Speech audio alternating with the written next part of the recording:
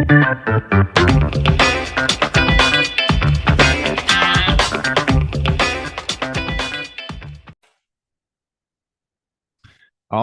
right. Welcome back to another episode of the Real Estate Investing Club. And as always, happy Friday, everybody. I hope you're having a great day, bringing that Friday energy to you. It is the third again. We always do 3 episodes on one day. So still the third, still happy New Year's to everyone. I hope you guys are kicking it off with a bang, getting those New Year's resolutions underway. And yeah, I'm excited for this because we got Mark Lumpkin with us on the show. He is a short-term rental guy from STR Cribs, play on the MTV Cribs there.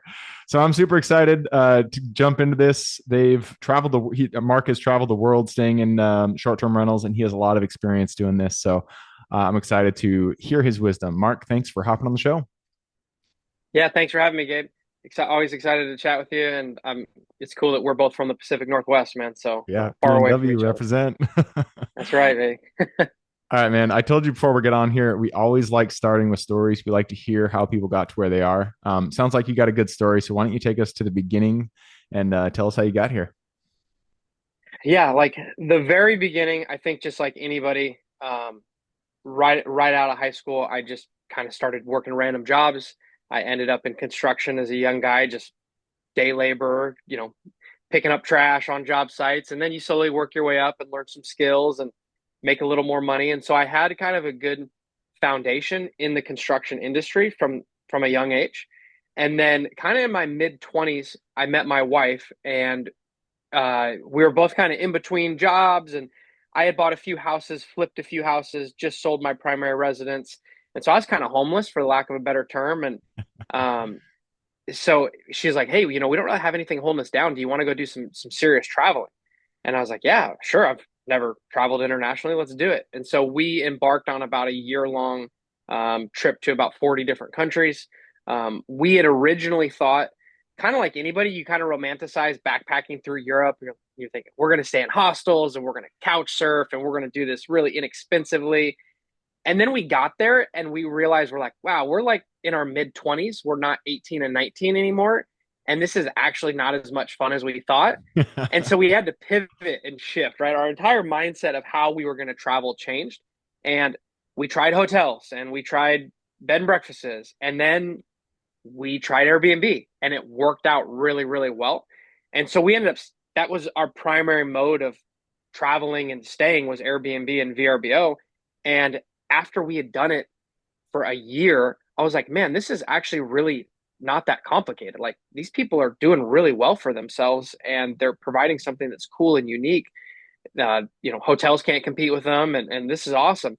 So when we came back, we actually dove into the short-term rental space, and that's how I ended up with like my construction background and our traveling background.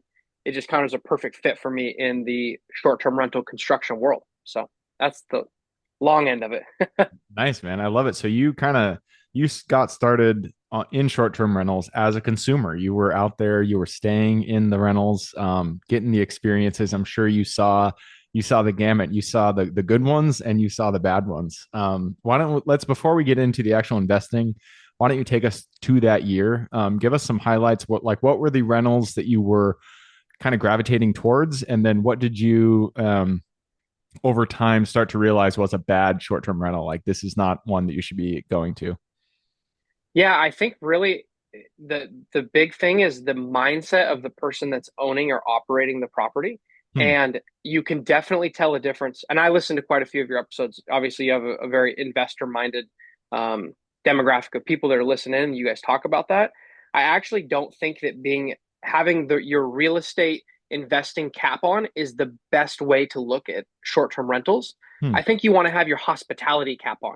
And so I Hmm. think of people that like own and operate boutique hotels as really probably being the best ones to invest in short-term rentals, because they're thinking about it from through that hospitality lens, not through the real estate investing lens. Hmm. And so a lot of times people think of short-term rentals as just investing in real estate. And I don't. I think of it as investing in hospitality. And so the people that did really well were those that had the extra touches, the Hmm. blackout curtains. You wouldn't think that that's important, but when you need to get sleep and you're on a different time zone or you're traveling with little kids, having a room that gets dark is important. that's a very small investment in a property. But if you weren't thinking through your hospitality lens, you wouldn't be thinking about all those little things. Hmm. And so, I yeah, I just think a that's what kind made the of a biggest small difference. aside is it's funny how, especially even with flips, it is the small things that really can change a person's decision whether to do, to buy the flip or to not really. Like light fixtures. I feel like light fixtures, it's such a small investment.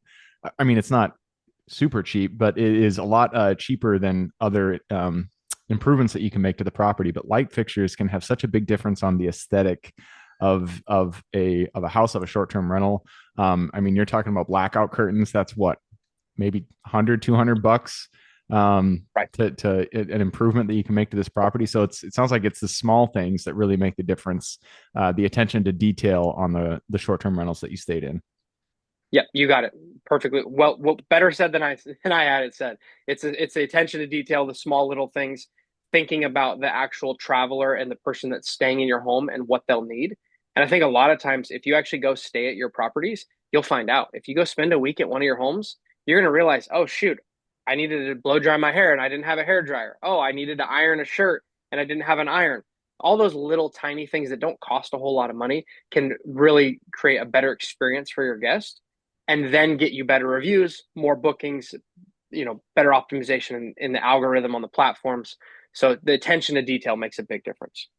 And that was actually going to be my next question. I've never owned a short-term rental. We've considered buying short-term rentals in areas that we just want to have a vacation house, but we never actually pulled the trigger.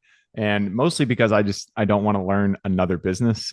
Short-term Yep. rentals, obviously, they are real estate just like everything else. But if you're changing asset classes, I've found you do need to learn that business to get a good return. And I didn't want to learn short-term rentals, but even to today, I still have it in my mind that like one day I'm going to buy a short-term rental. And reviews are one thing that I'm not quite sure. Well, I feel like it's very important to have good reviews. Is that like the thing that can make or break a listing, or what is it that can get you higher occupancy versus lower? Yeah, reviews are going to be one of the biggest thing. The quantity and the quality of your reviews, it's kind of like a pass fail grade where you really need the highest reviews possible. And most of your bookings come from platforms like Airbnb and VRBO, and they even reward people that have really high reviews with like being a super host, which we are, me and my wife Mm. are, or having a guest favorite house. And so if your property has been favorited by the most amount of people that are raving about your home, they're going to push that to the very top of the list Hmm. because they don't want to deal with bad properties either, right? It's a very unique business model where they're basically arbitraging your houses and but their name brand is on it. And so if a guest comes to the platform, books your house, has a bad experience, well, that guest then complains to Airbnb, wants a refund, and then doesn't use Airbnb again. And so they're very much pushing properties that are well received by people. Do you guys have processes in place to kind of cull good reviews out? Do you reach out to your guests after they stay, ask for a review? How do you make sure that you're getting good reviews? Definitely. Yeah, we reach out multiple times at the beginning. Yeah, we've got a drip campaign where we sent an introductory message. Here's your information to get checked in. The 24-hour follow up. Hey, how was your check in? Is everything okay? Do you need anything? And my kind of model is we just ask for it. And if you don't ask for it, it's hard to get what you want. And so Mm-hmm. we tell them up front, hey, we're hoping you have a 5-star stay when you come stay at our property. And if you aren't having a 5-star stay, let us know.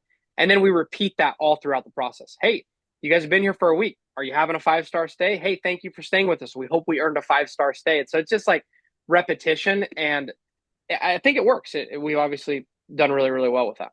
Yeah. For the guests that don't have a 5-star stay, that have an issue, let's say they have, I mean, I have a toddler. She's almost 2 years now. That's crazy. But blackout curtains are super important for babies because, well, at least for my baby, because if she has any light coming into the room, she will not sleep. And Mine so too.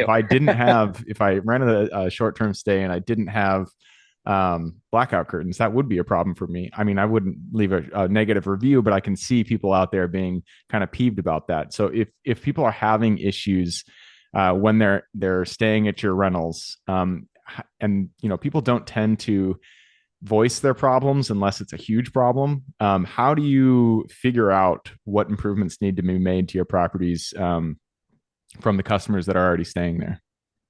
Yeah, I mean, actually, obviously, setting it up on day one, knowing what people are going to have problems with is key. And so you want to kick the property off being well set up. And Hmm. so that's kind of why I mentioned go stay in your property. You mentioned needing to learn a new business. If you don't want to learn a new business, hire an expert who knows what you should be doing because they'll tell you, hey, you need this, this, this, and this, and this. So setting it up on day one for success is critical. But actually, I've noticed that people are pretty vocal. Like Hmm. people kind of annoy us, and they'll be like, "Hey, we're short on coffee mugs or whatever," and reason we usually just take care of them right away, and that's the hospitality piece to it, right? Is like if you're a real estate investor and you were just thinking about that, you're like, "Why are you bugging me? It's 10:30 on a Saturday afternoon. What do you mean, or Saturday morning? What do you mean you need more coffee mugs?"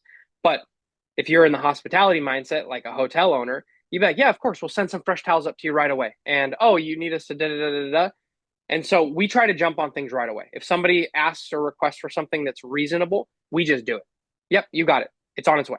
How do you like ship them with Amazon? Like, let's use that towel example. Say there were no towels, and these people didn't bring their own, and so they need towels. They call you. It's let's say they're at 6 a.m. and they call Yeah. you. They need towels. How do you handle that? Yeah, there's a couple ways. It depends on the market and what infrastructure we've got in place in that market. You can use services like Instacart or Walmart delivery that will usually get stuff out there within just a few hours. A lot of times we have a cleaning crew and a handyman somewhere in the area that can go do small tasks for a relatively low price point. Cleaner, hey, can you go grab some towels? I'll pay you 25 bucks and drop them off at the house. That's usually an option. And then we try to have the home well stocked with what's called an owner's closet and a guest closet. They both have locks on them. The guests don't have access to that guest closet, but it has a lot of extra stuff where if they do reach Mm. out and say, hey, we're short on shampoo or we're short on this, we say, no worries. It's already stocked in the house. The code is 1234 to that room, the closet around the corner. Get open it up for yourself and you should have everything you need. And so there's a few Hmm. ways to do It's that. really smart. Yeah. Um, yeah, Yeah, so you have a backup already there, but it's only accessible when they express the need to access it. You give them the code, they say, "Okay, great, thank you." exactly. Yeah, because you don't want them to just have unfettered access to a supply closet full of stuff. Yeah. You're going to get some bad guests. But if someone spills something on a blanket and they need a backup blanket, no worries, guys. We got you. It's in this closet. Here's the code, and there you go. Yep. Let's talk about finding the deals. That is the beginning of all real estate transaction is finding that deal that you're going to buy. I see, your background is a pretty nice property in Scottsdale, Arizona. Obviously, it says Scottsdale. It's got really good aesthetic. I'm sure when you bought it, it didn't look like that. Take us through the process that you use to find the deals, and then how do you envision the change to bring it to the level that you actually need to get it at? What qualifiers do you have? Yeah, I mean, there's a few things. One is start off with the price to rent ratio. And so Hmm. I think you've talked to another guy that we've worked with, and he had said something in his podcast that resonates with me. It's kind of that 15 to 20% rule. And Hmm. so if I buy $1 million property, a house for $1 million, it needs to do 150 to $200,000 in revenue. And how I find that out is with several sources. There's AirDNA, there's Rabu, there's some readily accessible softwares that will give you revenue projections and what people are doing in your market. And so I'll look at property, I'll look at markets, I'll look at properties, I will look at the competition, and then if I find a property that hits that mark that I like the property, I'll then do a more of a deep dive to see who's the ceiling and who's the floor. Out of all the 5 bedrooms, 3 bath, 2,000 square feet homes in this market that are within 10 minutes of the beach, how many of them are doing 150 to 200? And then what do those houses look like? How do they operate? And what amenities do they offer? I know that's my North Star. If I need to get that revenue, my house needs to be at least as good as theirs, if not better. And then what's the worst? Okay, there's some homes in this market that are doing really, really bad. Why are they doing bad?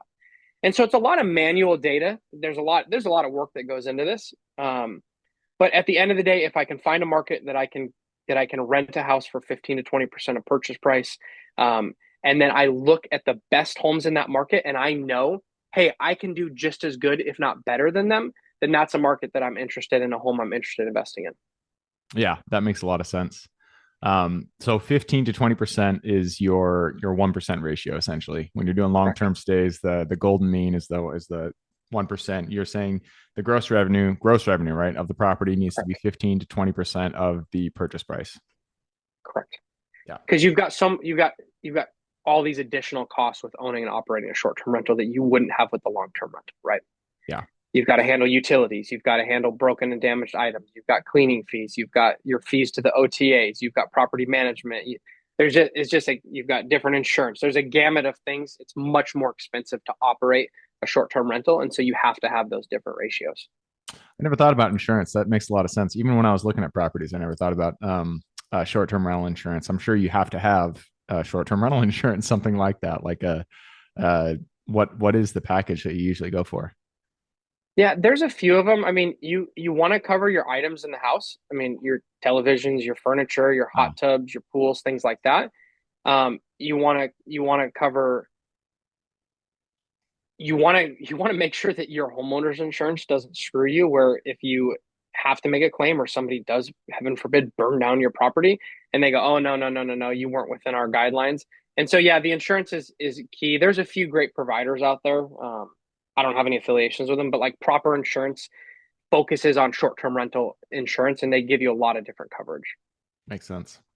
You mentioned AirDNA earlier. That is one thing that I love about short-term rentals, and one of the reasons why I was like so drawn to it is there's so much data.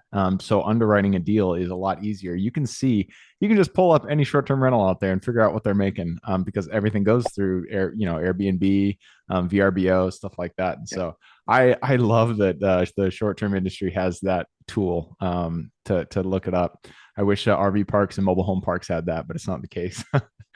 um, Definitely. Yeah, it makes it easy for sure. And you can see exactly what they're doing. You get to yeah, see their house. You get to see all the pictures of it. And you know if they have a hot tub or they don't have a hot tub. And so there's a lot of data out there. You just have to go through it. yep. All right. So we are rounding it down. Before we move over to the quick question round, I do have to ask for people who want to get involved in short-term rentals, what is the piece of advice that you'd like to leave them with? Ooh, that's a great question. One piece of advice, I think you actually touched on it, which is make sure before you go in, you consume as much information as you can. You try to learn the industry and then you lean on the experts to help you. Because just like anything, coming into it, what you don't know will hurt you. And we see a lot of people buy unprofitable properties because they didn't do their due diligence or they didn't think about insurance or they didn't think about the regulations or the rules. And so make sure you're doing your due diligence and if you need help, feel free to reach out to me. They can hit me up on LinkedIn. They can email me. I'm happy to give as much free information as I can. Perfect. All right, let's move on to the quick question round. It all starts out with education. Could be any form, could be a conference you've gone to, a mentorship program you've been a part of, a book you read, movie you saw, anything. But we need two recommendations, one for general life wisdom and then one for real estate. Okay, general life wisdom. I always is always my recommendation. How to Win Friends and Influence People by Dale Carnegie. Best book out there. Um, and I'm actually going to piggyback on that as well for real estate and give you a audiobook, which is The Richest Man in Babylon. It's entertaining. If you've listened to it on audiobook, the guy has such a great voice, and that would be my recommendation for education. I'm a big believer in books. Obviously, I love podcasts, YouTube videos, all that stuff, but I like a good old book. It's hard to beat. Nice. Yeah. How to Win Friends and Influence People. That's one of my all-time favorite books. I've never liked the title for some reason. I felt it was a little cheesy, but the content's really good. Really, really good book. Definitely. All right. Next question is for your younger self. Let's go back to the Mark who was just getting started out. He was just setting off on that trip to start with his wife to start looking around Europe and staying in all those short-term rentals. Go back to him, look him in the eye, give him one piece of advice moving forward. Buy Bitcoin. The first person that said that. Good Am I the advice. first person to do that? No. I would just say buy and hold more real estate. Own as much of it as you possibly can all over. And it just seems to keep going up no matter what you do. Yep. So yeah, every time somebody says that, it's like 90% of the time they say that they wish they got started earlier. We're putting that answer into that bucket. And every time somebody says that, we always point it back to you, the listener. If you have not started in real estate, this is your kick in the pants. Everybody who comes on this show, 90% of them say they wish they got started earlier. So go out there and get something done. It all starts with that first deal. I know it's scary, but you do have to make the leap, get the base knowledge, and then just take action. Just get a deal done, do a wholesale, do a flip, whatever it is. You will not regret it. So we're moving on. That brings us to the next question on the Bitcoin thing. By the way, just the side note: me and my cousin, when Bitcoin, this was like 2000, I can't remember, 2010, 2011, something like that. I actually don't remember when Bitcoin came out, but at the very beginning, me and my cousin, we started a mining computer, and we mined. It was like, I can't remember how many, but it was Ethereum. We mined quite a bit of it.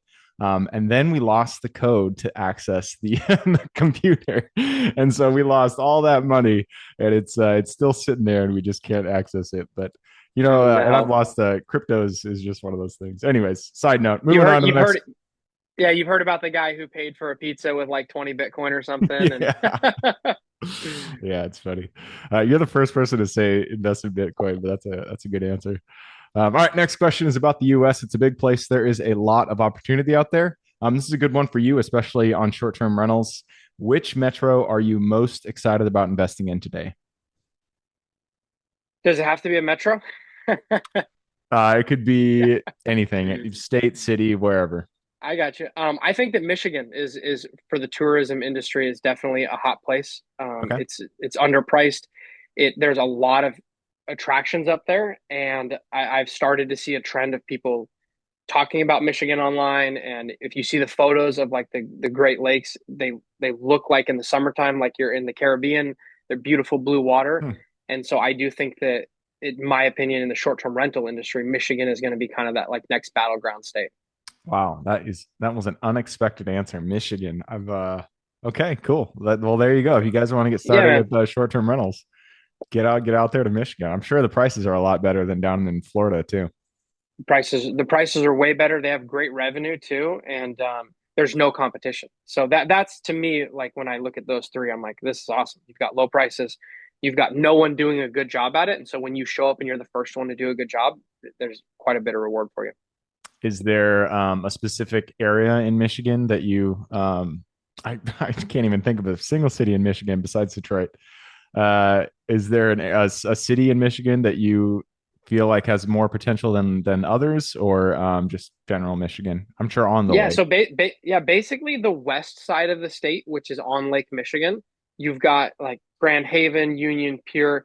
You are just a few hours from Chicago, and so there's a huge group of people that vacation there often on the weekends and stuff.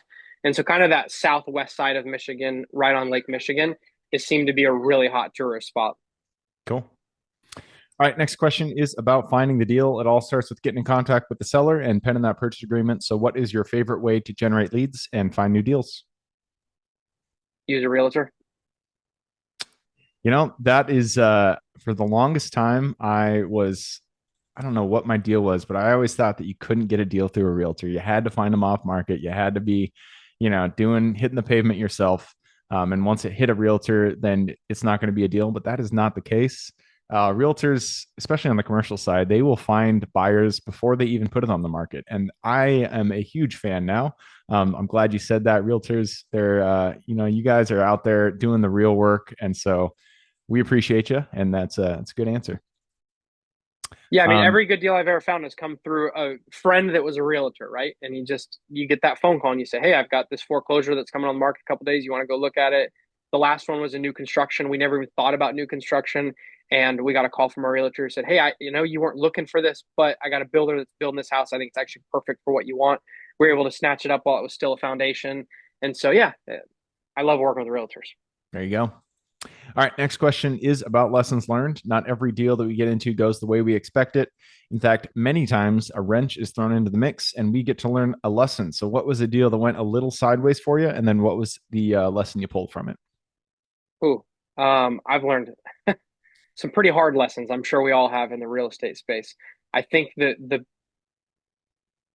the lack of due diligence and moving too quickly on a deal has cost me a lot of money in certain deals. And so slowing down, making sure you're checking all the boxes and making sure you're comfortable moving forward and not making emotional purchases, which I've done before. Just, okay, we need a deal. We found this deal. It makes sense. Let's just do it and let's skip some steps. And that always seems to bite me in the ass.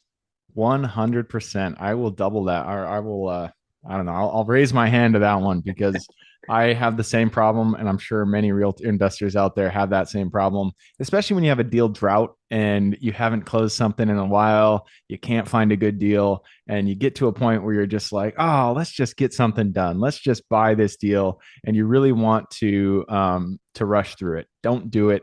Do your regular due diligence and stick to your criteria. Never ever back down from that, because when you start to make those emotional decisions, that's when things go wrong. So that is it's a good piece of advice, especially for people just getting started out. And that leads us to the second to last question. It does take money to make money in real estate. So what is your favorite way to raise capital?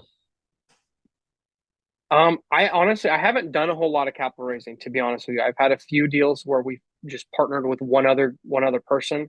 Those are usually personal relationships. And so I don't have a whole lot of experience raising capital, to be honest with you, Yeah, there you go. You don't always have to, especially if you have good cash flow and it's coming in, you can still do deals with your own money. for sure. And that does lead us to the last question. This is for the listeners. You've given us a lot to think about. I'm sure people want to reach out, get in contact with you. This is a two-parter. Where can they find you? And then what can they expect when they reach out? Cool. Yeah. I mean, I would definitely check us out at strcribs.com. You're going to get direct to my calendar, phone number, email, everything's on there. Or you can find me on LinkedIn. I'm pretty active on LinkedIn.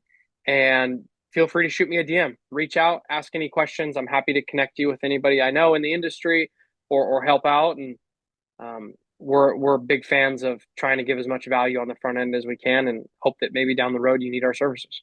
Perfect. I will put that link in the show notes. So if you guys want to reach out, just click a little more in the description. It'll pull down that full description. In there, you can find Mark's link. All right, man. That wraps it up. Thank you very much for hopping on the show. Thanks for having me on, Gabe. This is super fun. Absolutely. For everybody who's with us today, thank you guys for showing up. You are the reason we do this. So if you guys have any questions, reach out to me, Gabe at the realestateinvestingclub.com. If you guys want to support the show, just leave us a review. Other than that, I hope you guys have a great week. Keep rocking real estate, and I look forward to seeing you on the next episode.